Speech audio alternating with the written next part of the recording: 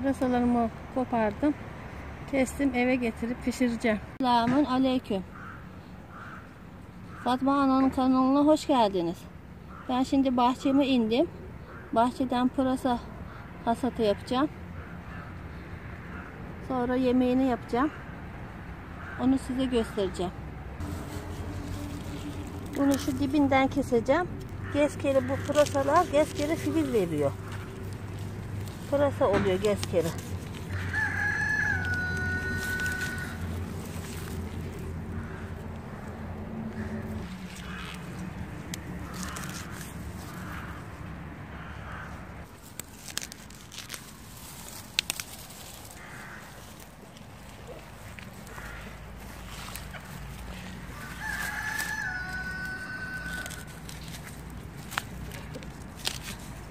Bunlar beyaz pırasa.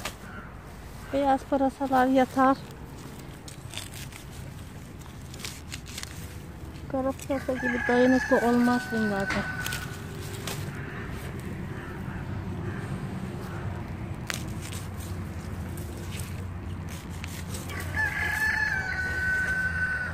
Bu kadar yeter. Şimdi ayıklayacağım. Kestim pırasamı.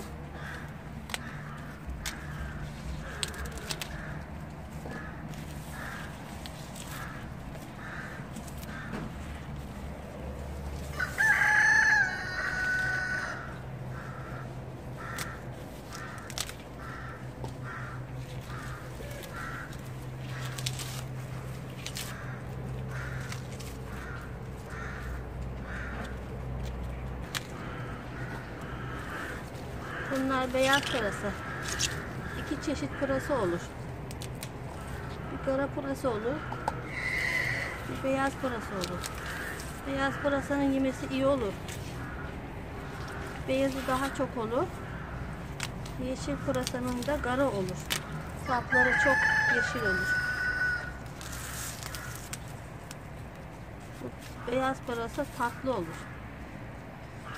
Sofrada da öyle yiyebilirsiniz bunu. Ama kara pırasa çok acı olur. Yemyeşil yaprağı olur, acı olur.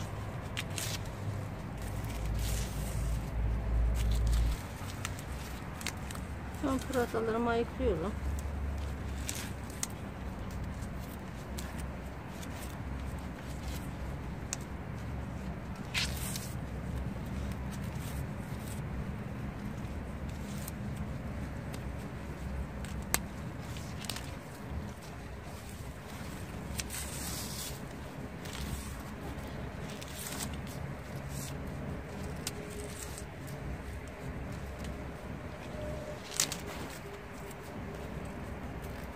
Koparacağım. Sofrada yemek için.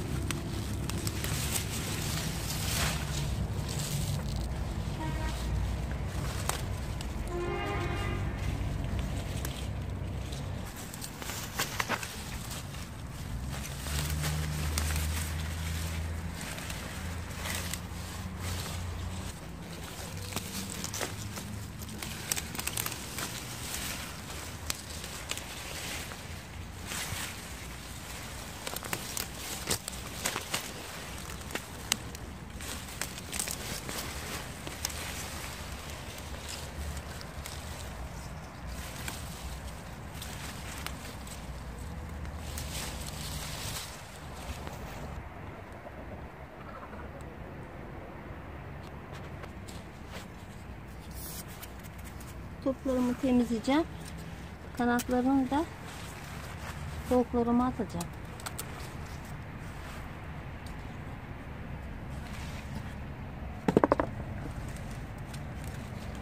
Bunların zamanı geçmiş, yeme zamanı.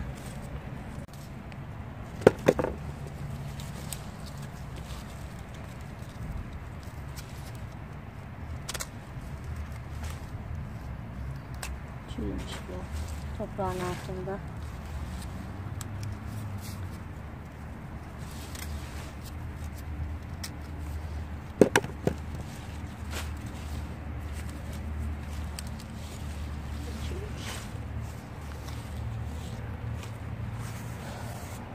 Tavuklarımı atacağım. Yaramaz tavuk bunlar. Yumurtlamıyorlar. Yazın çok yumurtladılar.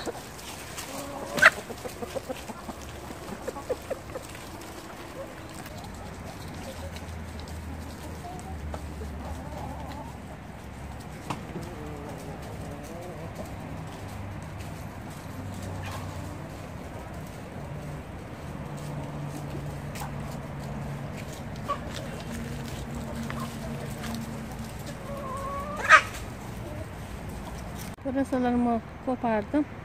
Kestim, eve getirip pişireceğim. Diktiğim soğanlar büyümeye başlamış. Bunlar kışlık soğan olacak.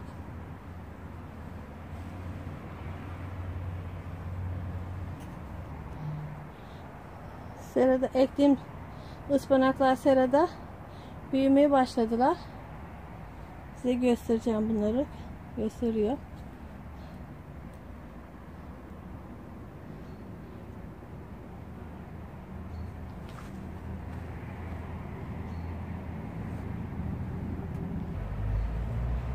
Soğanın tekini seranın içine koydum çok büyüsün diye. Serada daha çok büyüyor. Beni izlemeye devam edin. Kanalıma ücretsiz olarak abone olmayı unutmayın. Allah'a emanet olun. Hoşça kalın. Allah'a ısmarladık.